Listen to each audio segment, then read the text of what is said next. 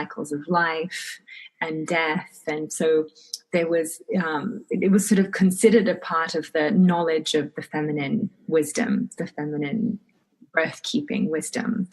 And it's coming back today. It's becoming a little bit more popular. Still, I'm surprised that not everyone knows what, womb healing means in a way. And so how did I start with it? I started working with women and feminine energy and Kundalini energy when I was a Kundalini teacher. I did my level 1 and 2 in Europe and started to open up to what the body was capable of and how energies work in the body, obviously. And I started to notice the alchemy that happens within a body. Mm-hmm. With these sort of wonderful tools that we have in Kundalini with mantra, obviously, and movement and specific technologies.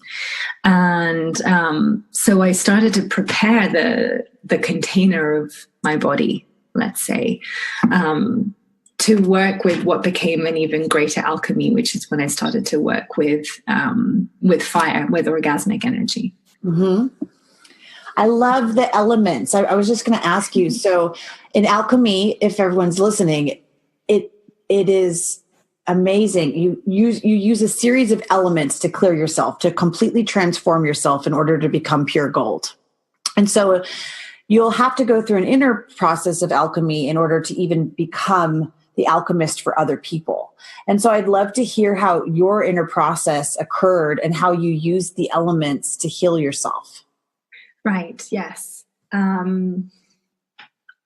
Well, I consider my body the container, just as you said, the container for alchemy to happen. And I use the element of fire, which is, to me, the most transformative of the elements. Very important still to use earth energy to hold you and ground you whilst you're working with fire. So I would always suggest to use a safe container in that sense. And the element of fire works to transform what's within. So the negativity or any wounding that's stuck inside the body. And so that's when I noticed, when I started working with fire, with this sort of internal life force, I realized that I still needed a lot of healing around my womb area. And that's how I really began to get into specifically healing my own womb and then helping other women heal theirs. So when you were healing your own womb, how did that change you? And do you believe that you changed the generational patterns? And if you were to have a baby now, did it change? I want to know how it physically changed you. So I want to know, did your period change? Your menstrual cycle, did you have less pain? Did you attract men? Were your orgasms different? Everything about that. So people like tangible. If spirit, a lot of people don't want to work on the spiritual level because they want the tangible results. So when I have a client that's like, my period's better, or I'm not having any more pain, or you wouldn't believe it, I like my husband again and I want to have sex with him. Mm-hmm. And I love that physical result, but I would love to hear your mental, emotional, and spiritual experience of transforming yourself. Right. Yes. Yeah, that's so true. It is, the defining things of how we live is our relationships and our health and all these things. And it was like that for me. Like I felt much more invigorated, more alive. I definitely had a very good cycle. And I also, I had to get a lot more vulnerable, though, I have to say. So I did feel a lot more magnetic. And so the goal is to sort of, it's not the goal, but it's, one of the things, you become more magnetic and you're more able to attract exactly what you need. You're more able to be in a dance with life. So manifesting what you want and being in good relationship, intimate relationship with your environment. Right. With your partner. And you do have to be willing to go into some vulnerable places as well, because there's a lot of armoring that happens around the womb, and to be able to get to the good stuff sometimes you have to alchemize the stuff that's a little bit more gnarly as well. And what about the generational things? Did you have memories come up, or you know, miscarriages from, you know, you might be your grandma or something like that, that you could see running through you, that you were healing for them? Did that occur? Yes, definitely around my mother's lineage, so the female lineage on my mother's side. There was a lot of oppression. That we know we have a lot of war in our history in Italy. There was a lot of the feminine that had just been sort of cut off. So the women in my family were very masculine and quite sort of severe. And there was a lot of religious issues. My grandmother also had miscarriages. She also lost 2 children. So there was like a sense of frozenness and sort of hardening, which I worked through to soften and to be more in my feminine, so that I could allow conception to take place, which it did. And I actually became pregnant. I mean, I have a 5-month-old now.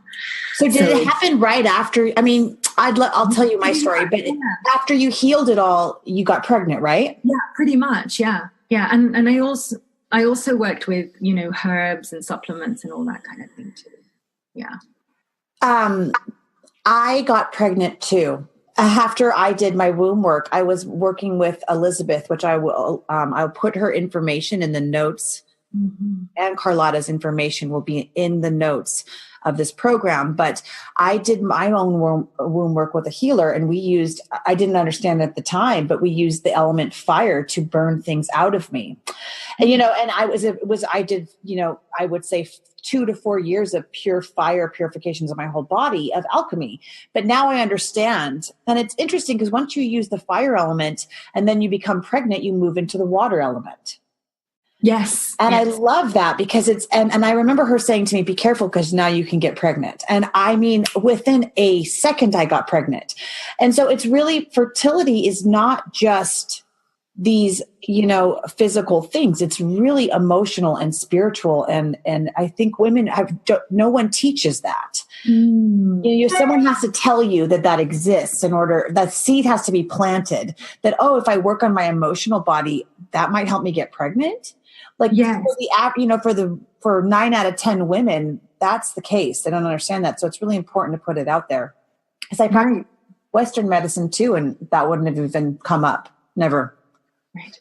Thank you. It's a beautiful reminder, because it is that the work that I do with women is essentially to allow them to receive more and to believe more in their capacity to conceive. And whole life for fertility. Right. And then tell me about your birth. I'd be curious, like, you are a Kundalini yoga practitioner. What was your birth like? Because I think it's easier when you're doing Kundalini throughout your pregnancy. Did you have that care? Did you have that, or were you physically or more prepared, you think, or no? Was it?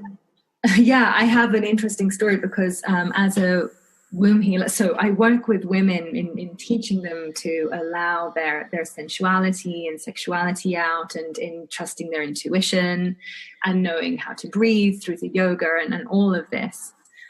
So I thought that I was prepared, and I was very prepared for labor. I think that I did a pretty good job of having a 40-hour labor at home. Yeah. So, but you know what, my huge learning was that obviously, as much as I did want a home birth, I wasn't able to have one in the end. And and that's okay. But you had a safe birth, right? I had a safe birth. Yeah. Yeah. Well, yes, absolutely. Yeah. I was well looked after, and I recovered really well. And I think that's due to knowing where to go to heal myself. You recovered well. Look after myself. Yeah. I had to recover on an emotional, spiritual, physical level. And how long did that take you? Because this is an interesting fact, but about the yogis say that 40 days postpartum equals 40 years of your health. And so if a woman doesn't really rest in the postpartum period, which